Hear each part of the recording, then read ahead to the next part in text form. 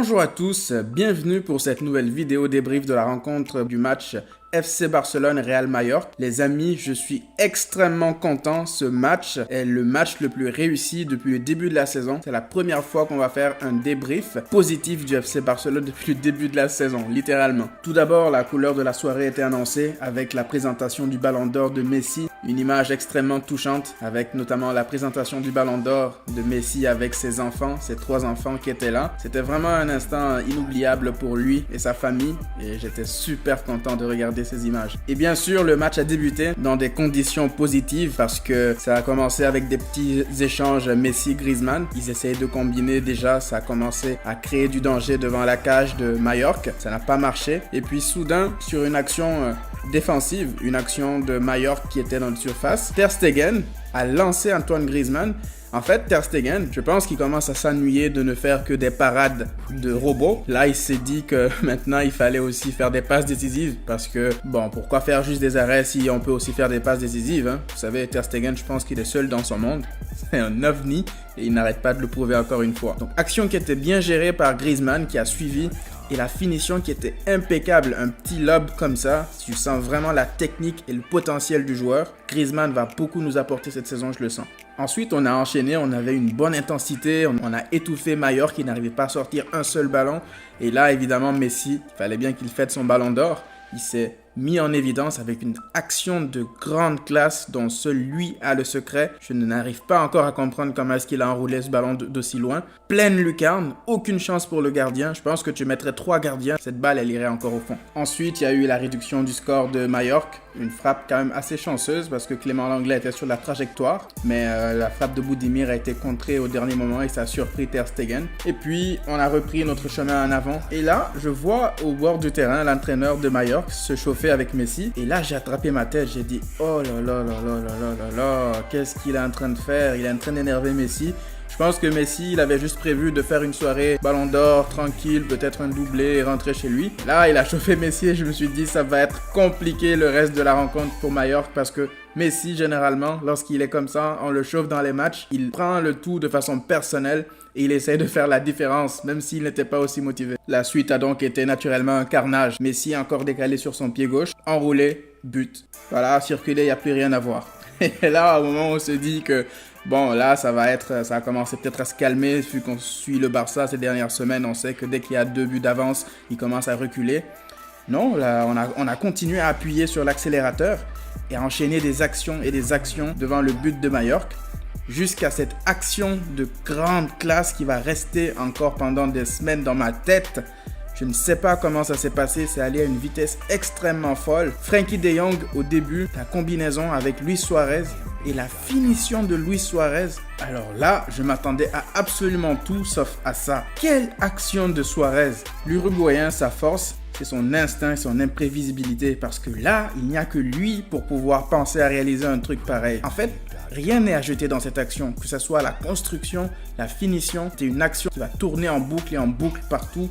Je pense qu'on a été vraiment privilégié de voir une action comme ça en direct. Ça a donc conclu une première mi-temps d'anthologie. Je pense que c'est la première mi-temps la mieux réussie depuis qu'on a débuté la saison. Et même, je pense que c'est l'une des premières mi-temps les mieux réussies depuis au moins l'année 2015. Et ça fait vraiment plaisir. Ça m'avait fait rire parce que dans mon débrief d'avant-match, dans la prédiction du score, j'avais dit 4-1.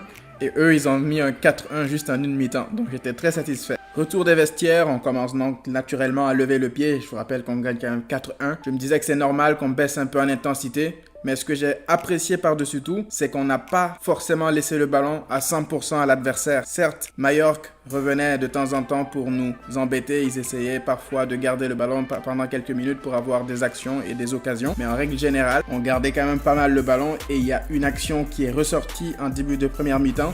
C'est cette chevauchée de Frenkie de Jong qui m'a laissé sans voix une fois de plus, qui s'est donc malheureusement terminée sur une frappe de Griezmann contrée par le gardien. Je pense que ça aurait pu faire un doublé pour Griezmann et une action encore plus impressionnante pour Frenkie de Jong parce que cette action-là, je pense qu'on est prêt à la revoir encore et encore parce que ce joueur, il a des qualités hors normes. Il a des qualités physiques, des qualités techniques et il fait jouer ses partenaires. Il cherche toujours la meilleure solution et là, encore une fois, il nous a prouvé qu'il est prêt à prendre les rênes du milieu de terrain. Sur une deuxième action anodine, on s'est fait encore surprendre par Mallorca. Et là, je pense que Ter Stegen n'est pas non plus exempt de tout reproche parce qu'il est sorti de façon un peu hasardeuse. Mais sa défense aussi est responsable là-dessus parce que je sais pas où est le marquage sur Budimir.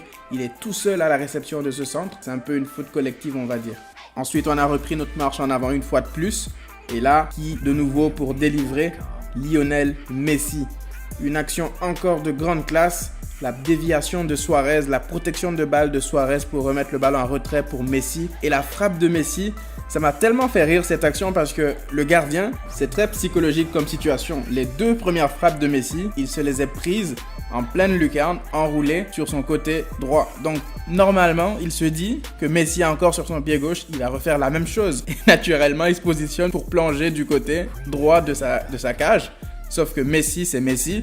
Ça veut dire qu'il est imprévisible. Si on savait comment l'arrêter, ça serait facile. Qu'est-ce qu'il fait? Il met le ballon enroulé premier poteau. Le gardien est tellement surpris qu'il n'a même pas plongé. En fait, il est resté stoïque, il n'a pas bougé. Et j'étais là, mort de rire. Je me dis, mais ce type, le foot est trop simple pour lui en fait. Il fait ce qu'il veut. Il place des ballons où est-ce que ça lui chante. Là, il se permet de mettre un enroulé au premier poteau. Même le gardien ne s'y attendait pas. Donc voilà, match régulier dans la vie de tous les jours de Messi. Prestation incroyable. Petit triplé, prend son ballon d'or, il rentre chez lui. Merci, au revoir. Ça a été dans l'ensemble une prestation aboutie, une prestation d'ensemble convaincante, même si il faut relativiser le niveau de l'adversaire encore une fois. Aujourd'hui, on affrontait le 17e de la Liga qui avait enchaîné pas mal de défaites, mais ce ne sont pas des victoires à minimiser parce que les prestations qu'on sort depuis le début de la saison sont vraiment ignobles et catastrophiques.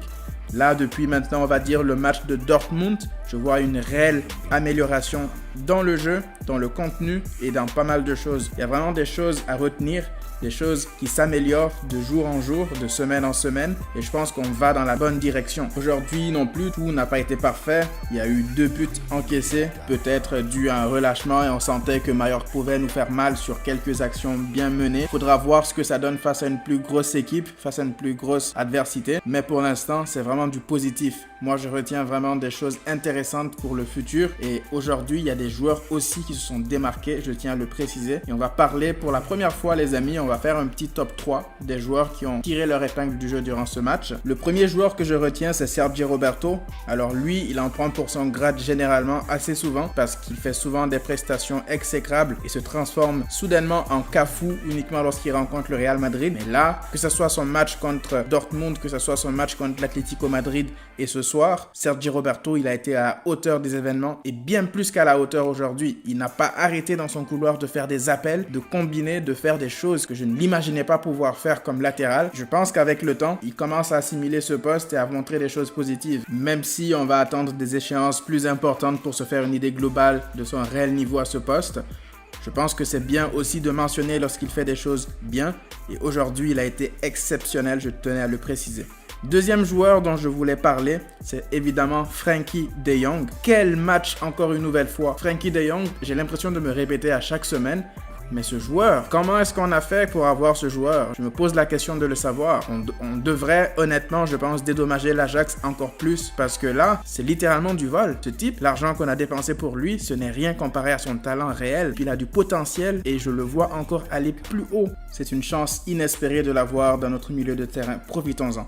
Le troisième joueur, c'est bien évidemment Messi. J'aurais pu mettre Luis Suarez pour son but incroyable et son match plein. J'aurais pu mettre aussi Griezmann parce que je pense que son ouverture du score nous facilite le match par la suite. Mais Messi, c'est Messi quoi. Encore un triplé aujourd'hui pour fêter en plus son ballon d'or. Je pense que c'est le meilleur joueur de l'histoire. Je n'ai pas peur de le dire. Ce type, je n'ai jamais vu un joueur aussi fort. Je n'ai jamais vu Pelé, Maradona, etc. Mais de ce que je vois, Messi, c'est vraiment quelque chose. Et il fait ça sur une base constante. Toutes les semaines, c'est la même chose. Il a un niveau incroyable et on ne s'en rend même pas compte. C'est une bénédiction d'avoir vu ce joueur jouer et je pense qu'on a encore des années devant nous. J'espère encore pendant longtemps le voir jouer comme ça sous nos yeux. Dites-moi en commentaire qu'est-ce que vous avez pensé de ce match. Moi, pour le coup, je suis quasiment satisfait. Mis à part les 2 buts encaissés, c'est un match plein. Je pense qu'il y a matière encore à amélioration, mais on est sur la bonne voie. Dites-moi ce que vous en pensez. J'ai envie d'en discuter avec vous dans la section commentaires. C'est déjà la fin de cette vidéo. Merci encore de m'avoir suivi. Les amis, demain, je vous présente une vidéo de mon top 5 des meilleurs recrues de l'histoire du FC Barcelone. Ça va être un top 5 basé depuis l'année 2002. Donc, j'ai hâte de vous présenter ce projet. Sur ce, Prenez tout soin de vous et à très bientôt.